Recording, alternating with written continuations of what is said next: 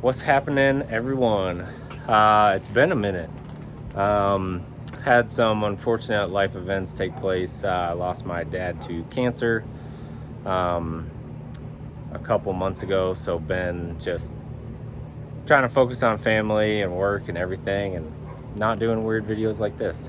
But we are fairly recovered and back at it, and I got a little addition to the toolbox, the outdoor toolbox, if you will. Got a new Camp Chef Denali Pro 3X. Actually got it off my boss. With a griddle. It's got 3 burners. This thing is freaking sweet. I'm super pumped. So the last month or so, I've been trying to do as many things as I can that I could be able to replicate up in the backcountry. So trying to get as much use into it as I can and kind of see what kind of things I can cook up in the backcountry instead of dehydrated meals, because those get old after the first time. So let's check it out. All right, so here she is. So we got 3 burners, pretty much instant ignition. I've not yet had that thing not work. You just give it one turn and it ignites whatever burner you got running. So I bought these little flip out kind of end tables, if you will. So they open up super conveniently to where it is just a little extra space for all your shenanigans. I have learned real quick that with these, preparation is kind of key. So I've already got all my stuff laid out. Got your water, oil. You gotta get your Terry Black's barbecue beef dry rub. If you guys have never heard of that or been to Austin, Texas, you need to go there. It's the best barbecue I've ever had by far. Some burgers, some fancy buns, some fancy Trader Joe's buns, and some cheese. And then I also got this little windscreen deal for it. In the backcountry, it always seems to be breezy. So having that windscreen is it's gonna be pretty money. So let's get this thing set up and just run through a super quick cook to show you kind of how I do it start to finish. Mason's fired up. Bah!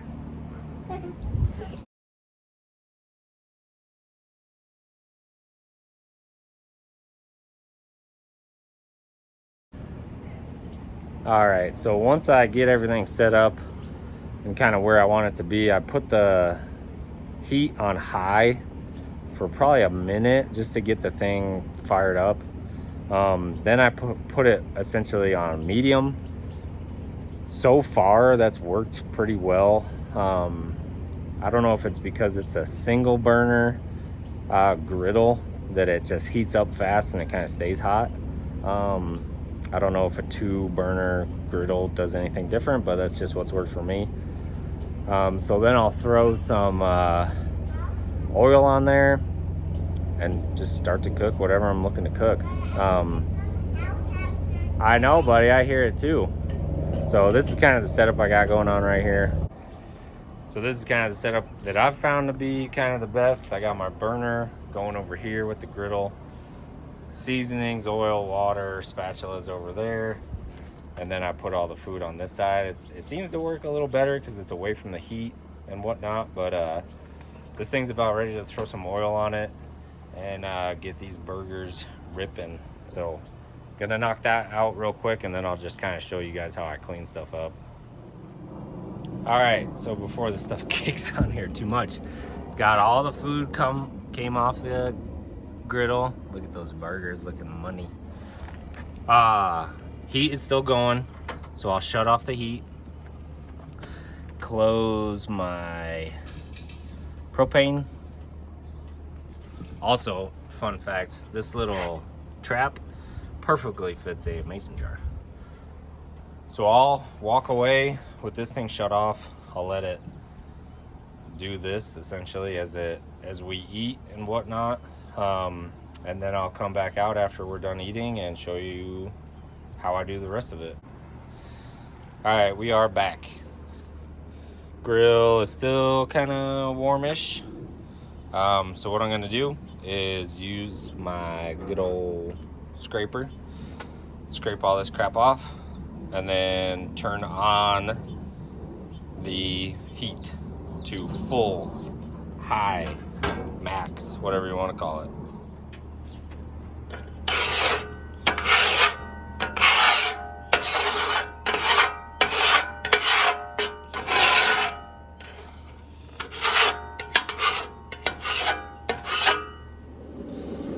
All right, got all the big chunks scraped off and thrown in the mason jar. So now I got the heat on high, she ripping. As soon as this thing starts to smoke, I'm gonna throw some water on it and then use the scraper tool to just get more of the junk off. And I'll probably do that, spray it with water and scrape probably about 2 times.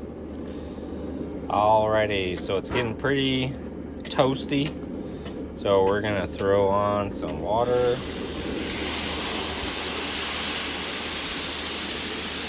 You can throw on, I've found, a pretty decent amount of water, and just watch the steam, because the steam does get pretty hot. So you're just gonna do this, make sure you get every nook and cranny, and you're gonna do this a couple times. You can kind of see already how much it's kind of cleaning it off. Maybe you can't see it that way with the video, but I can tell already it's getting a lot smoother. So do that a couple times, and then you'll be able to start drying it off. All right, so once you've done that a couple times, you can kind of see it's a lot slicker. I turn the heat all the way down, and I'll grab a paper towel and I'll start to wipe it all off. And then I crank the heat all the way back up to throw some oil on there. Alrighty, so you can tell that this thing has gotten a whole heck of a lot cleaner. And so now really the only step is I keep it on low, throw the oil on there. I use olive oil. Whatever you want to do, go for it. Whatever works for you, who gives a crap.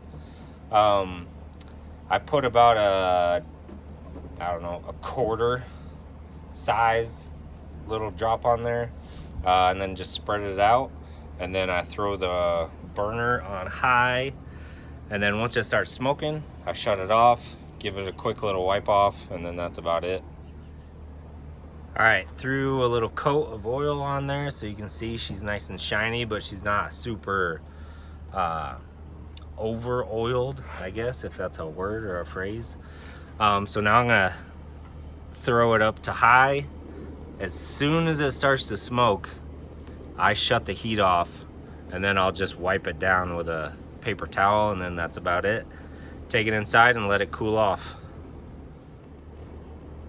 All right, so it just started to smoke, so I'm gonna shut the heat off completely. Heat is off. And now I'm gonna start to let it cool, but before it starts to cool, I'm gonna wipe it off again real quick, and then we'll transport it inside. All right, so that's literally all she wrote. You can just leave it out here to cool down, or if you're at a campsite, just let it out to cool down. I'm just taking it inside because I got exactly. I got this goofball. Look at him. I got this goofball running around. I just don't want to leave this super hot deal out, because if you got kids, you just know why. Because Murphy's Law, Murphy Jr.'s Law. So yeah, that literally is it. Like I said, I love this thing. Trying to get good with it, and looking to eat some just better food in the backcountry, and also when we go camping, just have a bunch of tricks up my sleeve for being able to eat better food in the backcountry and not just always have to do dehydrated meals or whatever. I will say kind of the biggest thing I've learned quickly using this thing is just preparation.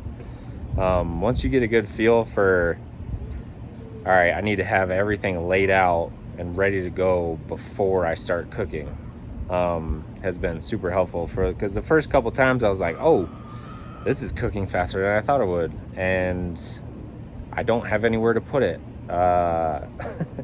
Because you know, with cast iron, like, these things keep their heat, so you can't just turn it down and then you're good. So definitely preparation is huge with these things. So if you're getting into it, or you know, you already know, preparation, man. Preparation is just the biggest part of getting this thing kind of dialed in and doing a good job, so you're not burning stuff, but you're also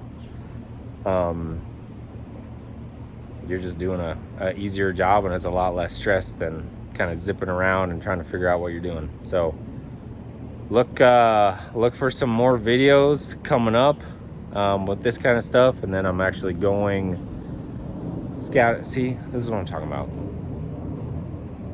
Look at this kid climbing on the arm of the Adirondack chair on concrete. Kids. Okay, going scouting, I think Saturday morning, so I'll have another video of kind of what I might find. I got a mag view set up now, so going to be doing more filming through my binoculars. Yeah, exactly. All right, I gotta go before this kid gets hurt. As always, like and subscribe. I really appreciate it. We're super close to 1,000 subscribers, which is awesome. And yeah, I appreciate it. See you on the next one, guys.